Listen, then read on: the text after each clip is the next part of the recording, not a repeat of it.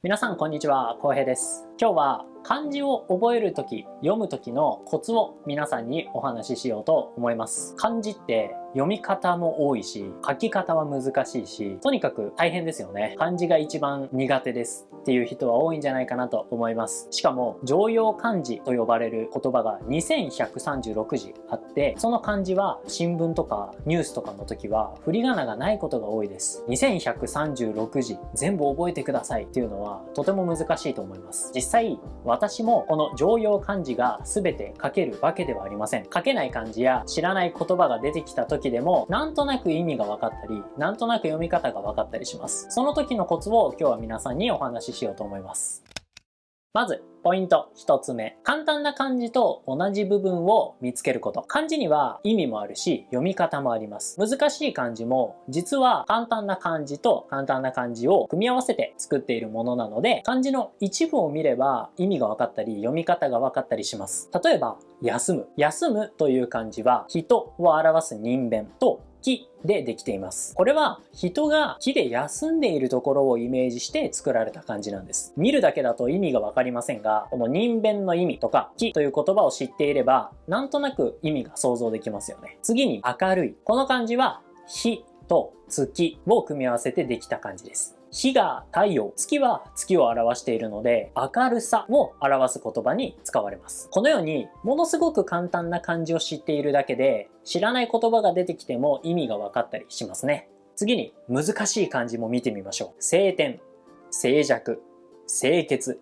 精米、神聖、全部難しいですよね。ですが青いという漢字が清と読むことを知っていると、それぞれの漢字を読むことができます。晴天の晴、静寂の静、清潔の清、精米の清、神聖の清、すべて青いという漢字が含まれています。なので、もし私がこの漢字を知らなくても、読み方が清ということだけわかります。このように簡単な漢字の読み方を知っているだけで、知らない漢字でも読めたりすることがあります。JLPT の読解、文法の問題、こういったところで知らない言葉が出てきても、もしかしたら読めたりするかもしれない。ポイント2つ目、部首を覚えてジャンルを絞る。次は部首です。皆さん部首わかりますか？部首というのは漢字の左とか漢字の上にあるもので意味やジャンルを表します。例えば山水、よく見ますよね。海、泳ぐ、湖。このように水に関係する漢字を表すときに山水は使われます。さっき説明した清潔、2つとも山水が使われてますよね。水がきれいなことを表す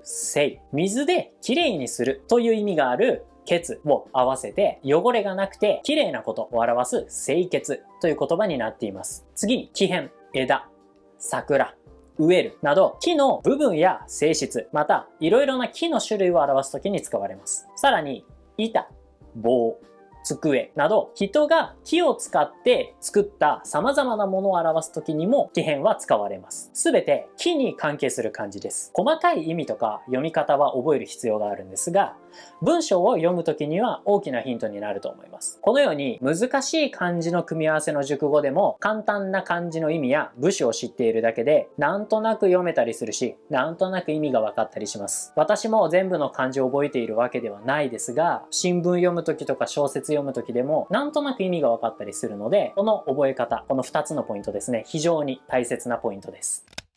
最後に漢字を覚える時の大変なポイントもお話ししようと思います。それは覚えるしかない漢字もあるということです。今まで説明してきた漢字は簡単な漢字と簡単な漢字を組み合わせてできるものですが、それ以外にも象形文字という形を見て作られた漢字もあります。川、飛ぶなどの漢字はこの漢字自体が部首になっていたりするので意味を推測することが難しいんです。川というのは水が流れているところを表したもの。飛ぶという漢字は鳥が飛んでいるところを表したもの。川はなんとなくわかりますが、飛ぶは複雑で難しいですよね。このような象形文字はたくさんあって、これは覚えるしかないです。なので簡単に覚えられるものもありますが、日本人でも覚えることが難しい漢字はたくさんあります。私も飛ぶという漢字は小学生の頃書くのが苦手でした。覚えるのも大変だった記憶があります。飛ぶという漢字をたくさん紙に書いて無理やり覚えた記憶もあるので、見てなんとなくわかる漢字もありますが、やっぱり書かなければ覚えられないシンプルな漢字もたくさんあるので、勉強する時にどんな意味の漢字なのかを考えながら書いて覚える必要もあります。ですが、飛ぶとか川とか象形文字って結構面白いですよね。見たものが漢字になっているっていうのは結構面白いと思うので、勉強していくうちに皆さん漢字のことが好きになるんじゃないかなと思います。